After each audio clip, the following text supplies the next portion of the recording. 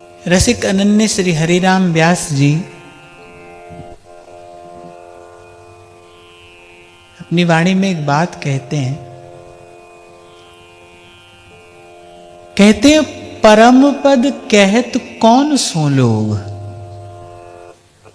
को तहां ते गयो न आयो ऐसो सुख संजोग। व्यास जी कह रहे हैं कि मैं सोचता हूं परम पद किसे कहते हैं, क्या है वो परम पद जिसकी बात वेद पुराण करते हैं, जिसकी बात संत सयाने करते हैं। कहां है वो परम पद, कैसा है वो परम पद, क्या है वो परम पद। तो व्यास जी कहते हैं को तहां ते गयो न आयो। अब कोई वहां जाकर तो आया नहीं, किसी ने वहां से लौटकर तो बताया नहीं कि भाई ये परम पद है और ऐसा परम पद है। किसे कहते हैं परम पद। और आपको स्मरण हो तो कभी मैंने भी पूर्व में आपसे निवेदन किया था कि भक्ति न तो बीते कल पर ध्यान देती है, ज्ञान और कर्म आदि तो बीते कल पर ध्यान देते हैं। वो तो कहते हैं कि भाई इससे पहले आपने क्या किया है, आपकी योग्यता क्या है। पर भक्ति न तो भूतकाल का कुछ विचार करती है और भक्त हो जाने पर भविष्य की चिंता तो होती ही नहीं। भक्ति ही ऐसी है जो तत्काल अनुभूति कराने में समर्थ है।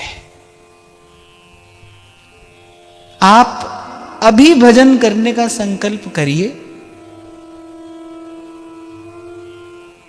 और आपके भीतर परिवर्तन अभी से आरंभ होगा। हाँ, इतना मैंने आपको अवश्य कहा, कल भी मैंने आपसे कहा कि भाई हाथ में माला लेते ही किसी को परमानंद नहीं मिलता है। मिल भी जाए प्रभु की कृपा की बात है, पर हम तो यहां आपकी अपनी बात कर रहे हैं ना। साधन में लगना पड़ता है, फिर लगे रहना पड़ता है, पर एक बात निश्चित है, भगवान कहते हैं मेरे भक्त की संभाल मैं पल पल करता हूं, उसका अनिष्ट नहीं होने देता, उसका अमंगल नहीं होने देता।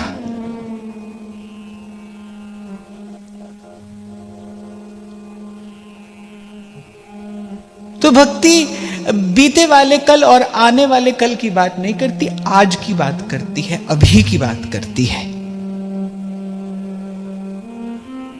तो व्यास जी ने विचार किया है, बोले अब किसकी माने, क्योंकि परम पद पर जाकर तो कोई आया नहीं जो वहां की बात बताए। फिर व्यास जी बहुत विचार करके कहते मेरे मते साधु, जो साधुता है ना, यही परम पद है। साधुता माने संसार के प्रपंच से मुक्त होकर भगवान का हो जाना। मेरी दृष्टि में तो वही साधु है, जिसके भीतर से संसार के प्रपंच की निवृत्ति हो गई है, प्रभु का हो गया है, जो वही तो साधु है। जीव मात्र के प्रति जिसमें दया है, जो समता को उपलब्ध हो गया है, प्रतिक्षण बढ़ने वाला प्रभु का अनुराग जिसके हृदय में है, वही तो साधु है।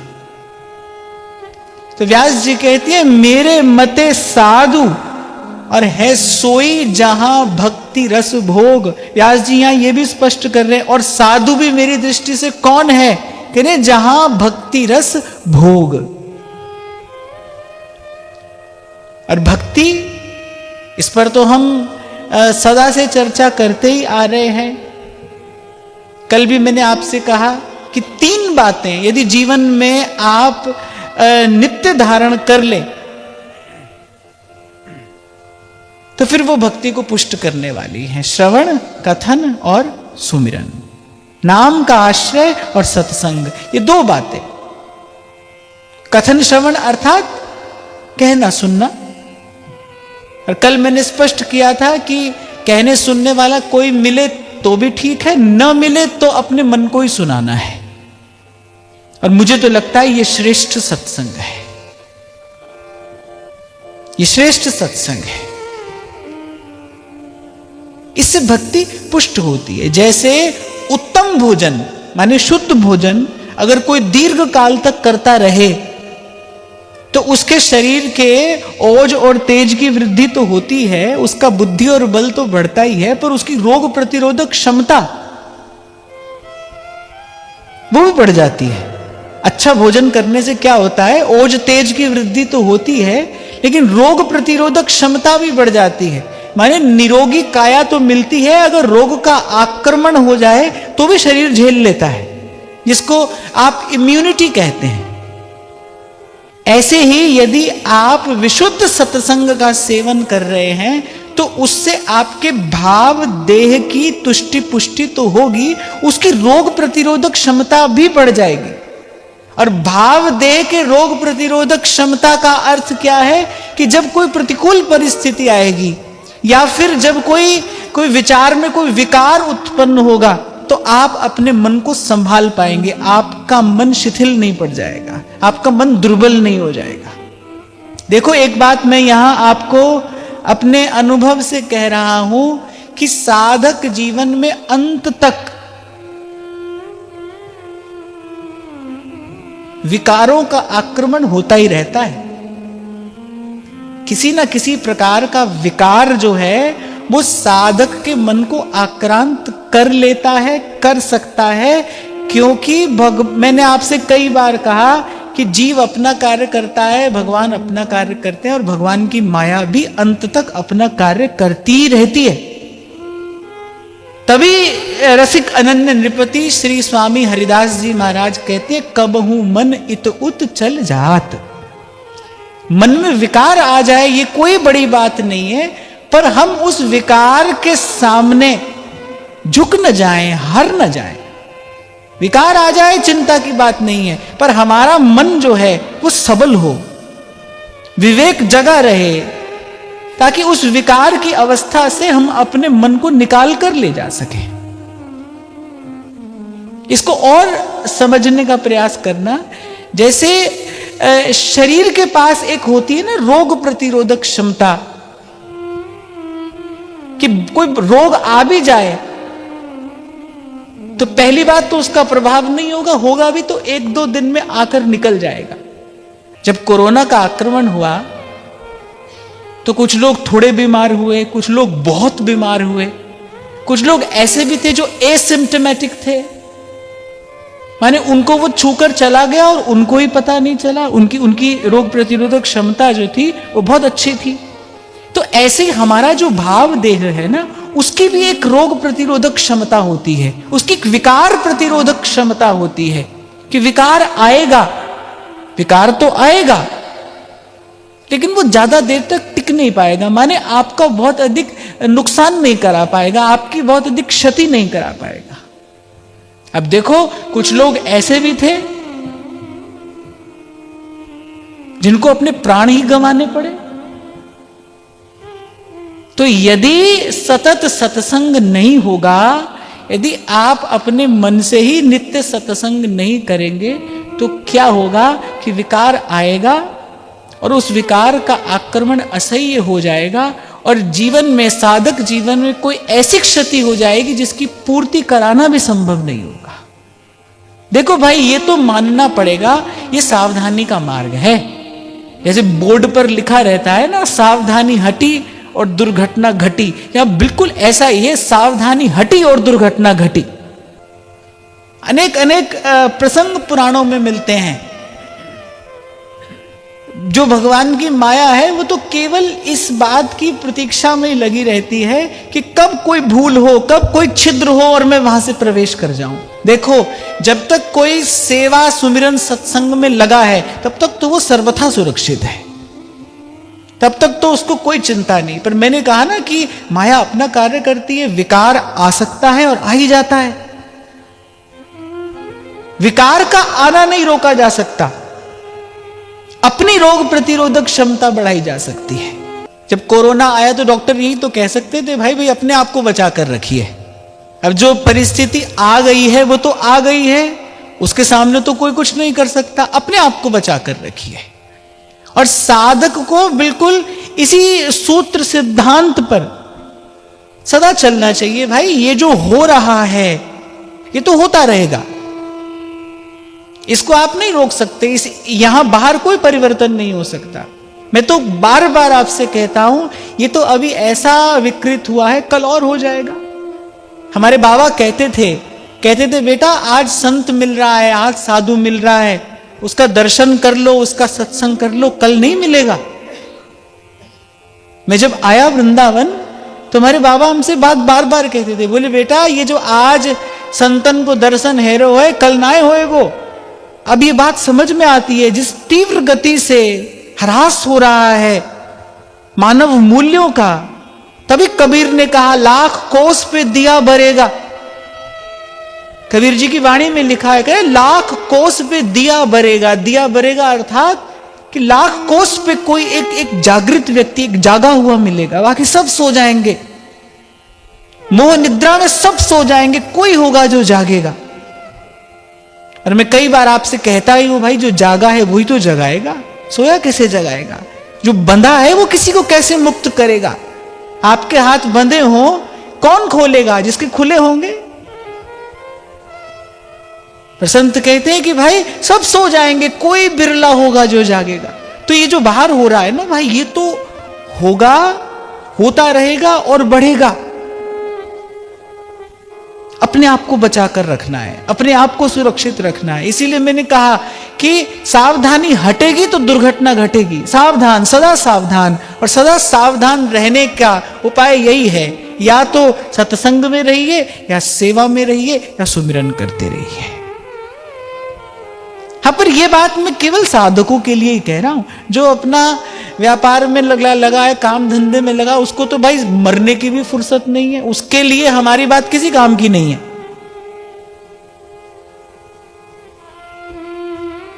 कैसे एक क्षण में आप कह देते हैं ना भाई हम क्या करें, हमको तो मरने की भी फुर्सत नहीं है। तो ये जो ये बात कहते हैं ना, उनके लिए हमारी बात किसी काम की नहीं है।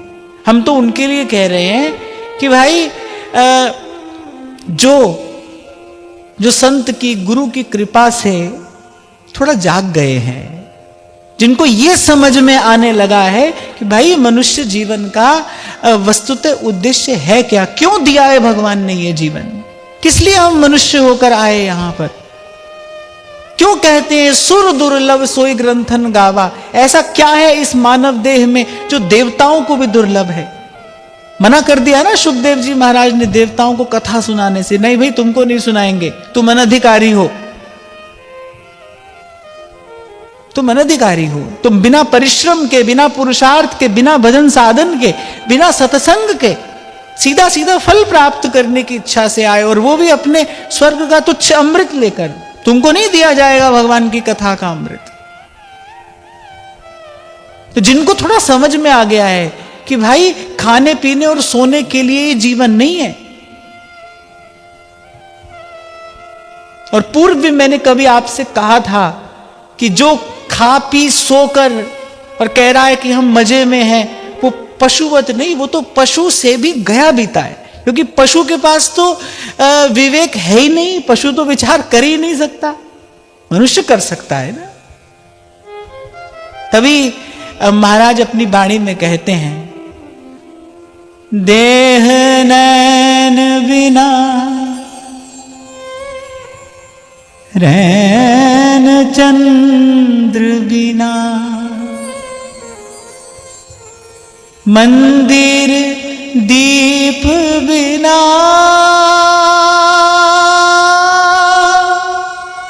जैसे तरुवर फल बिनहीना,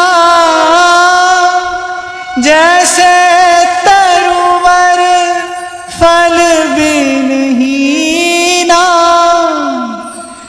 तैसे प्राणी हरि नाम बिना,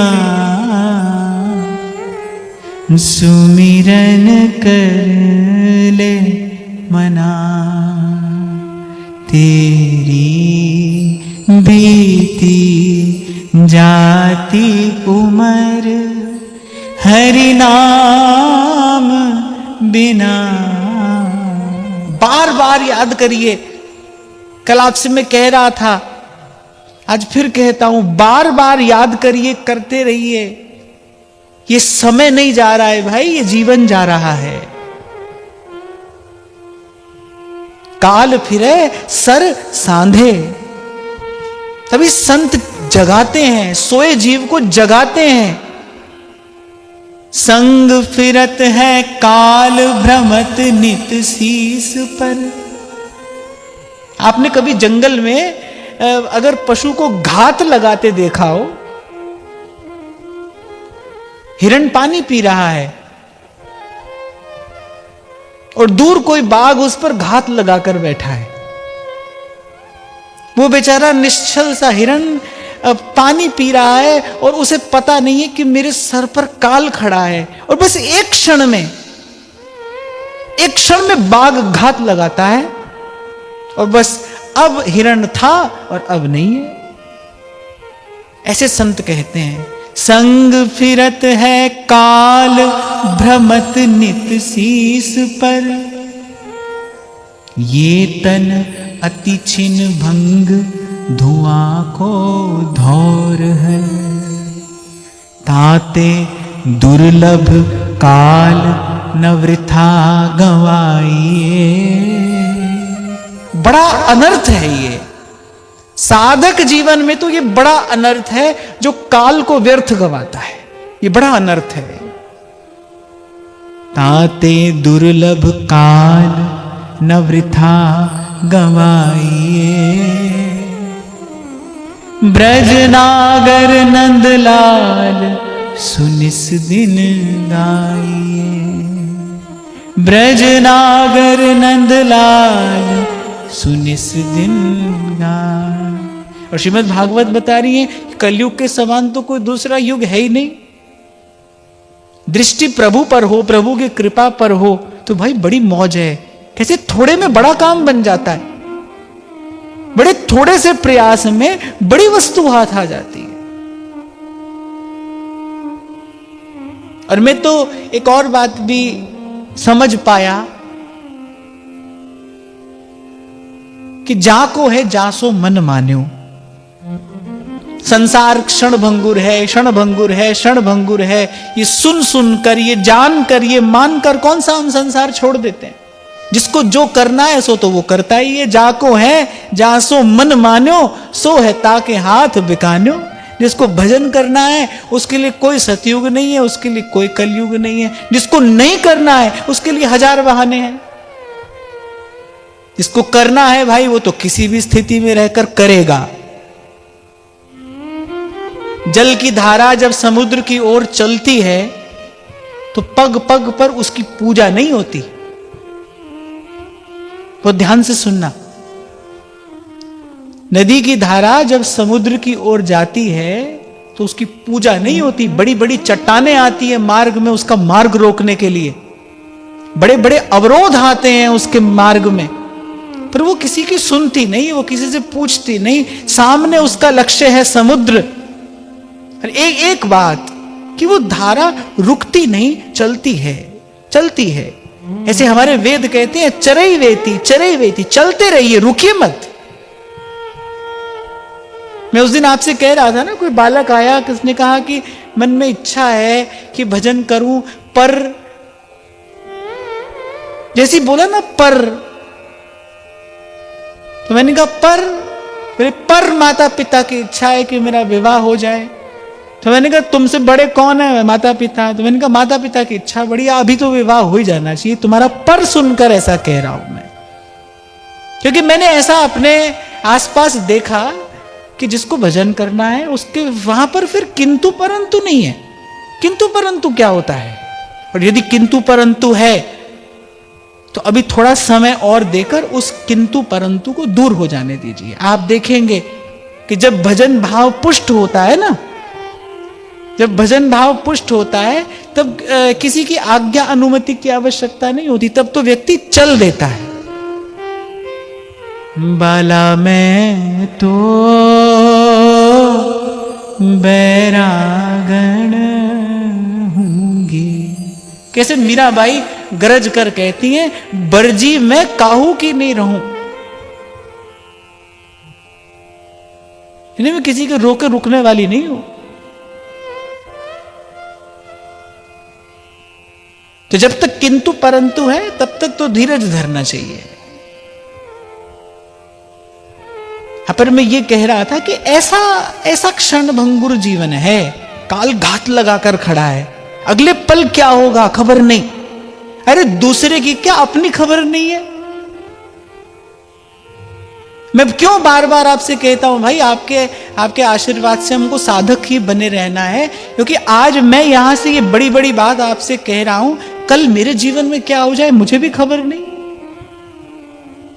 इसलिए डरते डरते सर झुकाकर बस इस मार्ग पर चलते चलते और निकल जाना चाहिए, अपने गंतव्य तक पहुंचने का प्रयास करना चाहिए, जहां न भव भय रोग। तो व्यास जी कह रहे वो परम पद क्या है? व्यास जी कह रहे साधुता ही वो परम पद है। और साधुता भी कैसी? जहां भक्ति रस भोग।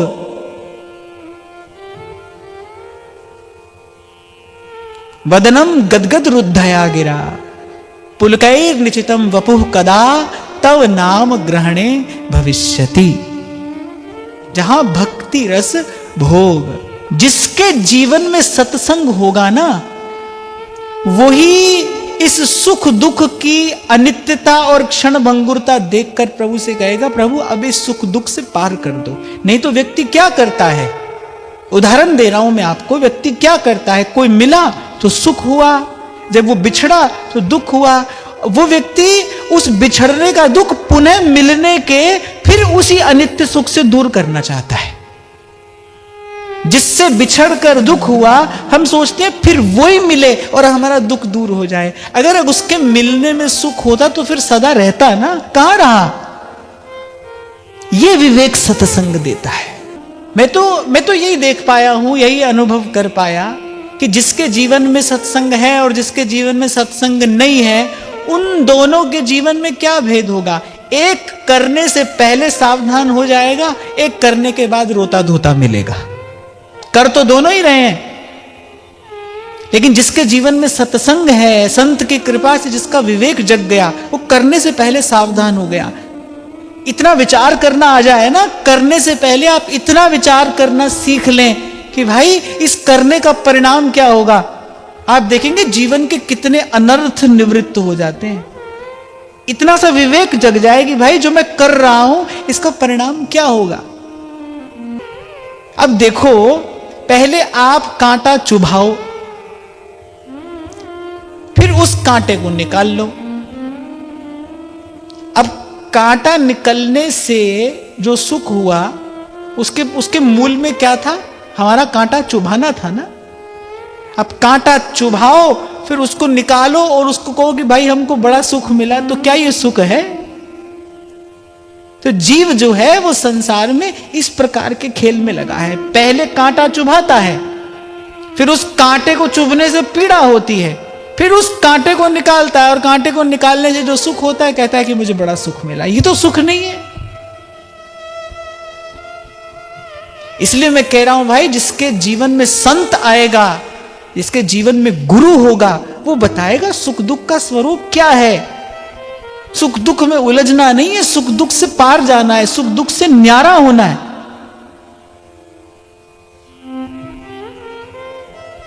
कई बार चर्चा होती है कि दुख से छूटने की प्रार्थना सभी के जीवन में है। जो भी मंदिर जाता है, जो भी प्रभु के सन्मुख जाता है, वो दुख से छूटने के लिए ही तो जाता है। पर ध्यान देना भाई, केवल दुख से नहीं छूटना है, सुख से भी छूटना है। सुख से भी छूटना है। और मेरे को तो ऐसा लगता है कि सुख की जो आशा लगी है ना, जो मिटाए मिट नहीं रही, हटाए हट नहीं रही। सेवक जी महाराज कह रहे हैं, आस की पास नहीं तोड़ जानी। ये इस पंक्ति का विचार करना चाहिए। सेवक जी कह रहे हैं, आशा की पाश में बंधा है जीव। बंधन किसका है? कि आशा की रस्सी में जीव बंधा है। आशा किससे है? संसार से, इसलिए दुख पा रहा है। इसलिए संत कह रहे हैं, आशा राम जी से कर लो, आशा एक राम जी से, दूजी आशा छोड़ दे, नाता एक राम जी से, दूजा नाता तोड़ दे। ये पंक्तियां गाने में तो आपको बड़ा आनंद आता है, आप मैं देखता हूं आप बड़े आनंद से गाते हो, पर आप कभी कभी एकांत में इसका विचार भी किया करो।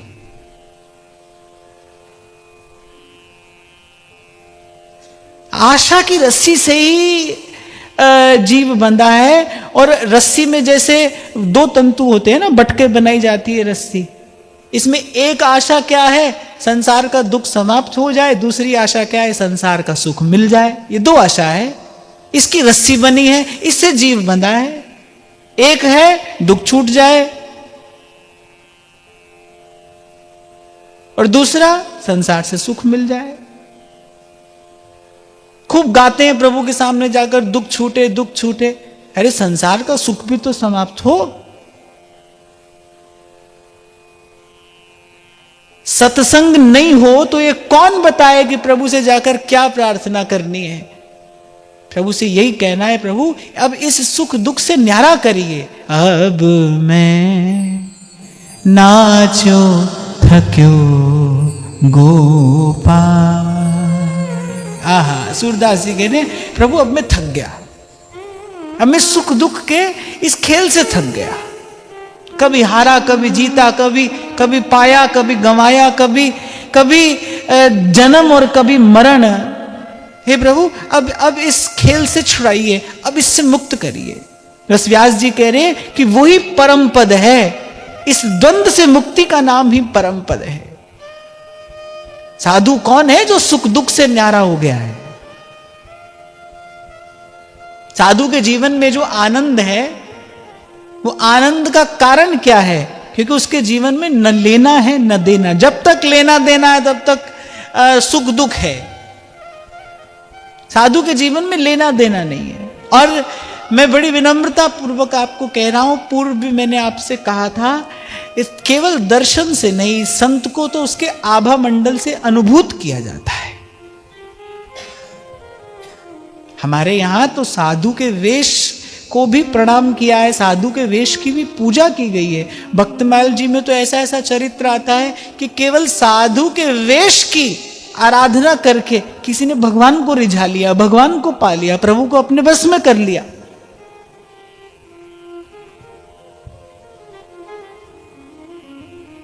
तो जो सुख दुख से न्यारा हो गया है वो साधु है। और व्यास जी कह रहे यही परम पद है, और मनुष्य का जीवन इसी परम पद पर आरूढ़ होने के लिए मिला है।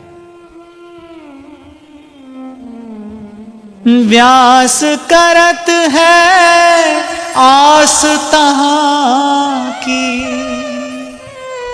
व्यास करत है आस तहां की, जहां न भव भय रोग, परम पद कहत कौन सो। अरे व्यास जी कह रहे हैं यही मिलता है परम पद।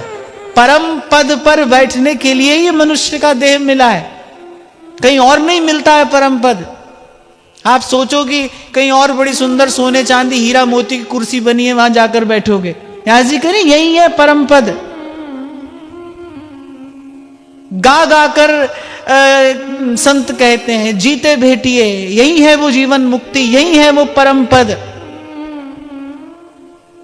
दोनों के भावों में थोड़ा थोड़ा भेद है। व्यास जी कहते हैं भाई हरि की भक्ति परम पद है, जहां न सुख है न दुख है। कोई मुझसे पूछे भक्ति की सरलतम व्याख्या क्या है, भक्ति की स्पष्टतम व्याख्या क्या है, मेरे आचार्य ने अपनी वाणी की प्रथम पंक्ति में भक्ति की व्याख्या की है, शुद्धा भक्ति की। गाइए। जोई जोई प्यारो करे, सोई मोहे भावे, भावे मोहे जोई, सोई सोई करे प्यारे, जोई जोई प्यारो करे, सोई मोहे भावे, भावे मोहे जोई सोई, सोई कर प्यारे। आज मैं कहता हूं ना कि केवल गुरु से नाम या मंत्र लेकर दीक्षा नहीं होती, इससे दीक्षा की प्रक्रिया पूरी नहीं होती, इससे दीक्षा का संस्कार पूरा नहीं होता। गुरु से कुछ लेकर फिर गुरु को कुछ दिया भी जाता है। गुरु को क्या दिया जाता है? अपना मन दिया जाता है। मन माने अपने सारे संकल्प विकल्प अब समर्पित कर दिए। कि भक्ति की सरलतम व्याख्या है और स्पष्टतम व्याख्या है।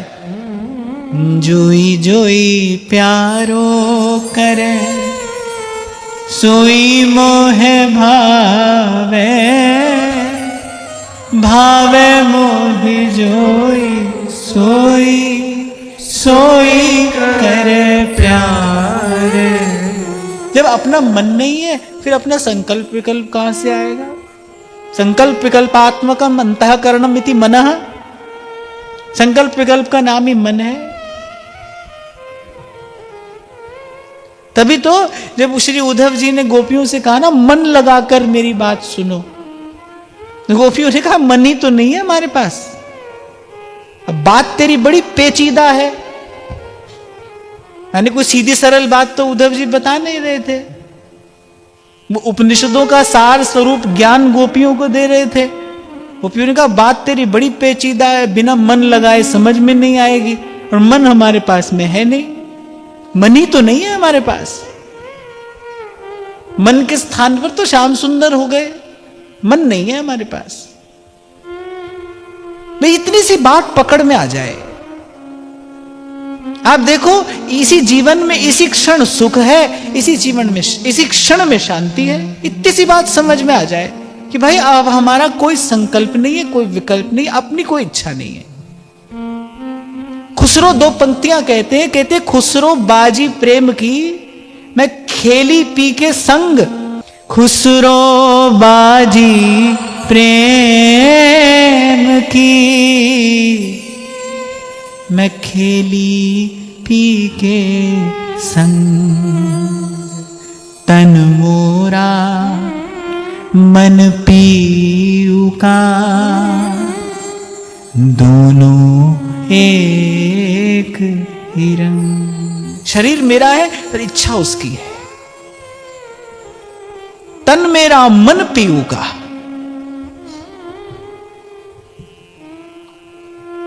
और जो भी मस्त फकीर आनंद मग्न भक्त संत इस संसार में देखे गए, वो इसी धरातल पर तो पहुंचे कि जो कुछ वरते सब तेरा भाणा, और तेरा पाना मीठा लागे। अच्छा बुरा समाप्त हो गया। अब कुछ अच्छा नहीं है, कुछ बुरा नहीं, क्योंकि जो है वो उसी का है। संत कहते हैं ना, साईं के सब जीव हैं, कीरी कुंजर दोए। किससे प्रेम करूं, किससे बैर करूं? बिहारिन देव जी कह रही अब हो कासों बैर करूं, अब मैं किससे बैर करूं? ये सब तो उसी का है। फूल भी उसी का, कांटा भी उसी का, फिर किस में प्रियता हो, किस में अप्रियता हो। इसलिए कल मैंने आपको सुनाया था कि मैं इस घटना का विचार कर रहा था कि देखो दोनों साथ साथ बैठे हैं, कबीर और कमाल। कबीर जी और उनके पुत्र साथ साथ बैठे हैं, चक्की चल रही है, एक हंस रहा है, एक रो रहा है। क्या है? दृष्टि का ही तो भेद है। जिसकी जैसी दृष्टि है वैसी सृष्टि। कबीर जी की दृष्टि चक्की पर है, अब चक्की पीसती चली जा रही है सबको। कबीर जी कह रहे देखो दो पाटन के बीच में साबत बचा न कोई। पर उस समय कमाल जी की दृष्टि कहीं और है। वो कह रहे नहीं बचा है, कीली सो जो लग रहे वाका बाल न बाका होए। आप चक्की चलाने वाले को देखिए, चक्की को मत देखिए। इसलिए आरंभ में ही मैंने आपको कहा यहां बाहर नहीं देखना भाई। संसार को देखोगे तो चिंता है, भय है, शोक है, रोग है, व्याकुलता है। इसको देखकर ही संत कह रहे हैं नानक दुखिया सब संसार दुखालयम अशाश्वतम। इसी को देखकर कह रहे हैं।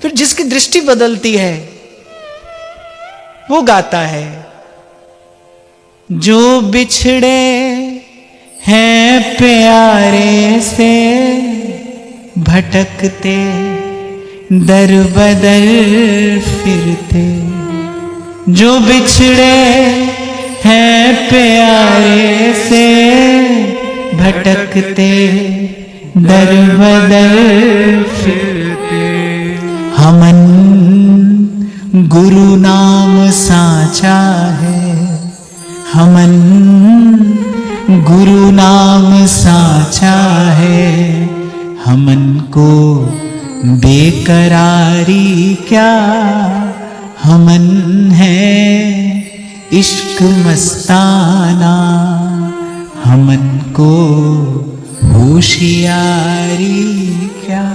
आप कह रहे भाई इसके बाद फिर अपनी चतुराई मत करो। तभी ध्रुवदास जी ने कहा सकल सयानप छाण भज, दुर्लभ है ये बार। एक ये सिद्धांत समझ लो, फिर उसके बाद अपनी बुद्धि मत लगाओ। बुद्धि बड़ा उत्पात करेगी, बुद्धि तो उत्पात करती है।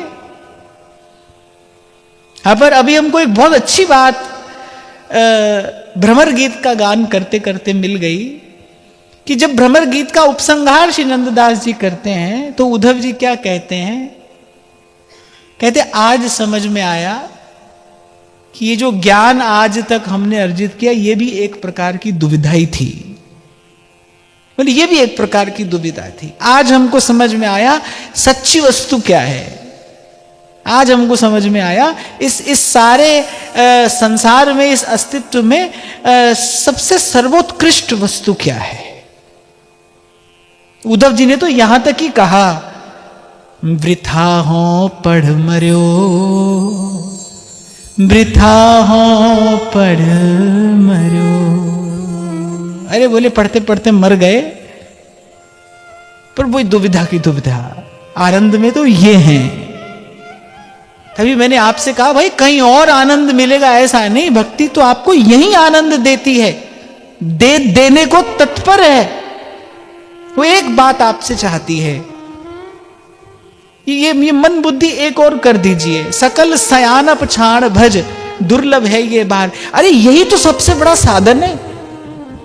मैं जानता हूं जो मैं कह रहा हूं ये सरल नहीं है। मेरे लिए कहना, हमारे लिए गाना तो सरल है। हमने गाया, जोई जोई प्यारो करे सोई मोय भावे, भावे मोय जोई सोई सोई करे प्यारे। आप सोचो जिसने अपने जीवन में इस बात को धारण कर लिया है कितनी बड़ी तपस्या कर रहा है। मन बुद्धि अनेक अनेक प्रकार के रंग कौतुक दिखाएंगे, पर वो सदा है अपने भाव में कि तेरा भाना मीठा लागे, जूं राखे त्यों रहिए। ये सबसे बड़ी तपस्या है। जिसको देखा नहीं, जिसको सुना नहीं, केवल संत की, गुरु की बात सुनकर, मानकर और उसकी एक बात पर अपने जीवन की बाजी लगा देना कोई साधारण व्यक्ति ये काम नहीं कर सकता। इसीलिए मेरा कबीर कहता है भक्ति करे कोई सूरमा। भक्ति दुहेली राम की, नहीं कायर का काम। करे कोई सूरमा, जाति बरन कुल खोए।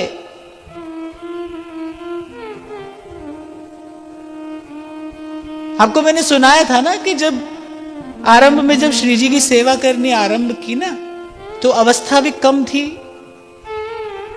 20-22 वर्ष की अवस्था में तो कोई भी पूछ लेता है ना, बोले बेटा क्या कर रहे हो, क्या करोगे। तो अगर कभी उनसे कह दो ना भाई भजन कर रहे हैं, बोले नहीं वो तो ठीक है, करते क्या हो। बोले ठाकुर जी की सेवा करते हैं, नहीं वो तो सब ठीक है, करते क्या हो, काम क्या करते हो। तो मैं ऐसा देखता हूं कि संसार के लोगों का ऐसा दृष्टिकोण है कि भजन साधन तो व्यर्थ का काम है। जो किसी काम के नहीं होते ना वो ये काम करते हैं। फिर मैं कहता हूं कि भ्रम में मत रहिए। हाथ कंगन को आरसी क्या, पढ़े लिखे को फारसी क्या।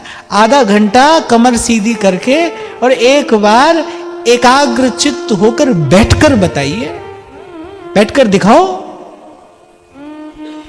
अरे चांद तारों पर पहुंच जाओगे। पर आधा घंटा भजन में बैठने को कह दे, दिन में तारे नजर आने लगेंगे। ये नहीं कायर का काम।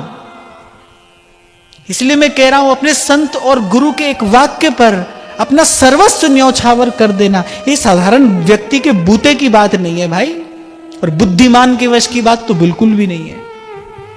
जो बहुत बुद्धिमान हो वो तो ऐसा कर ही नहीं सकता, उसकी बुद्धि पल पल में उत्पात करेगी।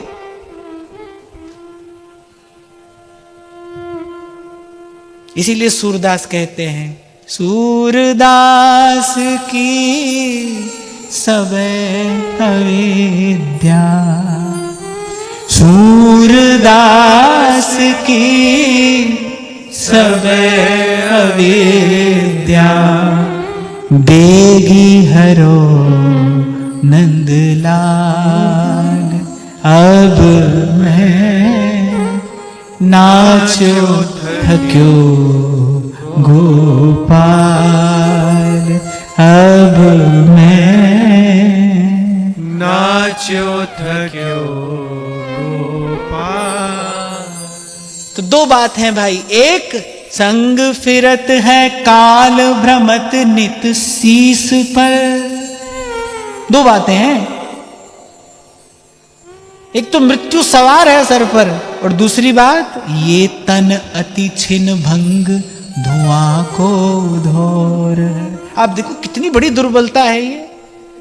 एक तो शरीर क्षण भंगुर, और उस पर भी मृत्यु सर पर सवार। इन दोनों बातों का विचार करके, ताते दुर्लभ काल न वृथा गवाइए, गाइए, ताते दुर्लभ काल न वृथा गवाइए, ब्रज नागर नंदलाल सुनिस दिन गाइए, ब्रज नागर नंदलाल सुनिस दिन गाइए।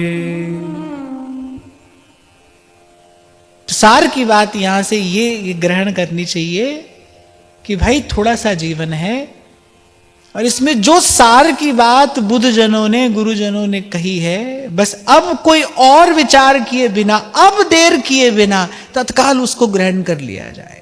हरि पद भज न विलंब कर। जब आचार्य कहते ना अब देर मत करिए, पहले बहुत देर हो गई, पहले बहुत देर हो गई, अब और देर मत करिए। भक्ति मार्ग की तो ये करुणा है, भक्ति महारानी की ये दयालुता है। वो कहती है अरे गई सो गई, पर तू राख रही को जो है उसको रखिए, उसको संभाल लीजिए, उसको सहेज लीजिए। अरे 7 दिन में यहां संत लोग कृपा करके सत्संग का अमृत पिलाकर और जीव को भगवत प्राप्ति करा देते हैं 7 दिन में। और श्रीमद् भागवत जी में तो ऐसे ऐसे प्रसंग आते हैं कि एक घड़ी में भी किसी को भगवत प्राप्ति हो गई, संत और सत्संग की कृपा से। यहां पर यह मत समझना कि भाई एक ही घड़ी में हो जाती है, एक ही घड़ी में तो भगवत प्राप्ति हो जाती है संत और सत्संग की कृपा से। तो अभी क्या शीघ्रता है? इसके साथ साथ फिर यह भी विचार करना, जन्म जन्म मुनि जतन कराही, अंतराम कही आवत नाही। कान खड़े हो जाएं अगर इन 2 पंक्तियों का आप विचार करने लगे। गोस्वामी जी कह रहे हैं जन्म जन्म मुनि जतन कराही। हम तो कुछ कर नहीं रहे, मुनि योगी यति मुनि यत्न करते हैं, जन्म जन्म यत्न करते हैं, पर अंतराम कही आवत नाई। किसी ना किसी प्रकार से माया बुद्धि हर लेती है।